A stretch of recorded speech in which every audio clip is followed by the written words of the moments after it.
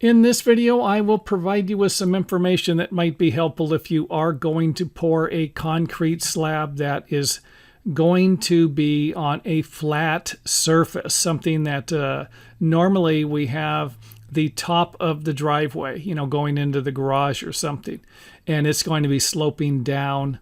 And that's just kind of the standard method for building most homes. But every once in a while, you're going to need to slope it to the sides, which would look something like this. It's going to be a little higher in the center, and then all of the water, of course, will slope off to either side. So not that difficult. You're just going to need to form it a little different and finish it a little different. So not too difficult to do. Let's go ahead and take a look at the form.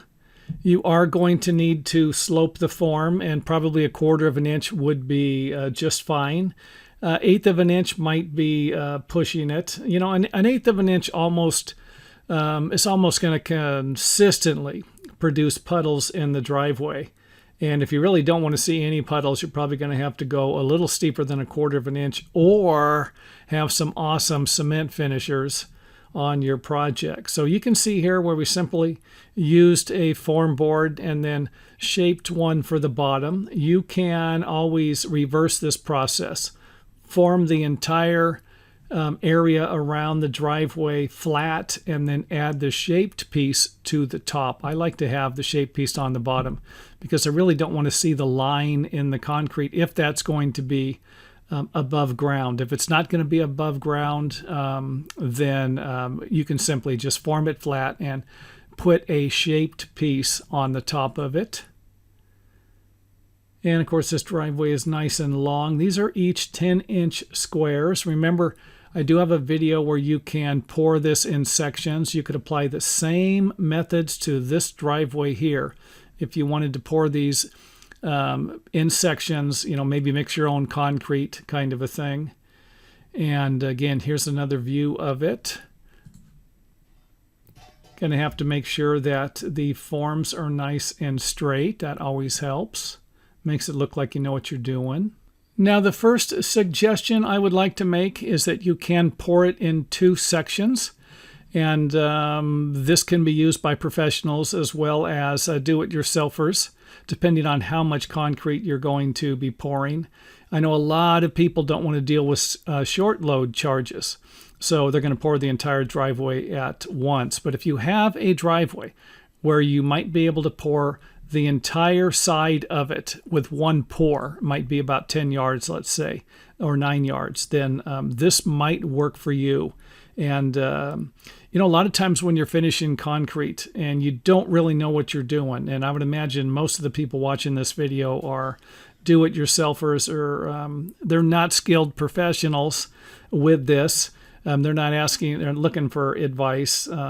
Professionals usually aren't, but do-it-yourselfers are. And you're always going to need to look for the easiest way to do it. And with concrete, this is not forgiving. It does not forgive. If you it gets away from you and starts to get hard before you finished it or flattened it out, then it could ruin your day, let's say. So again, pouring it with one section at a time, or breaking it up into sections, maybe even splitting it into quarters, might be beneficial for you. It might cost you a few more dollars with the concrete loads, but at least it'll provide you with a better product or a more workable product. So professionals know. They have 5 or 10 people on a crew. They know exactly how much concrete they can pour and finish in a day. And if you don't, then I would recommend doing it in smaller sections or hiring a few people to help you. So you're going to screed it. You're going to need to have a screed that will go across the top of the forms here.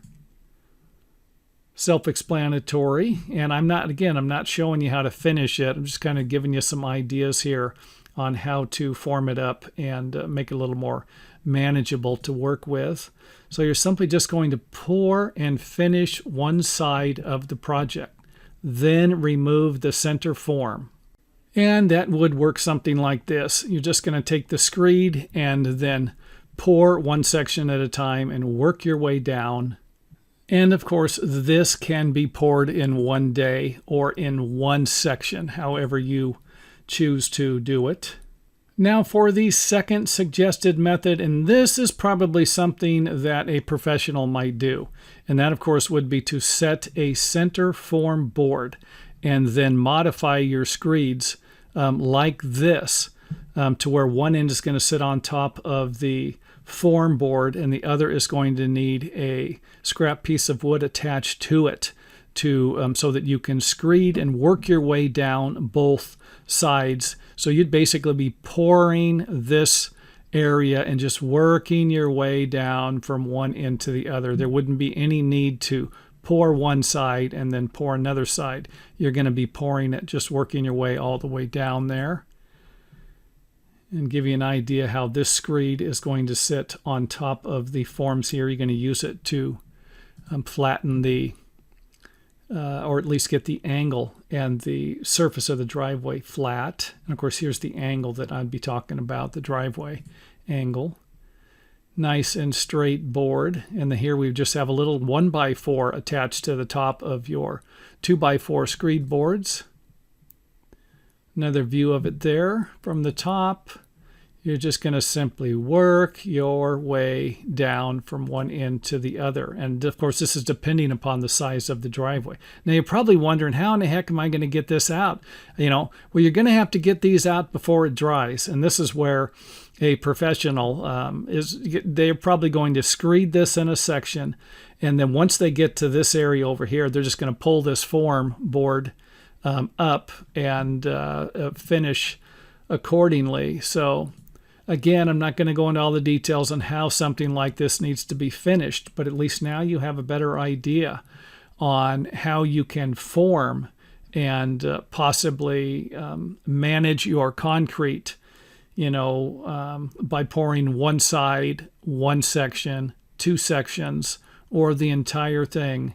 And of course, using the center form. Now I don't think I mentioned this form needs to be located in the center. You can see here where we have it in the center. It's not going to be off to the side. And that is it for the video. Hope it helps. If you liked it, you know what to do. Hit the old thumbs up button and let us know that you actually liked the video.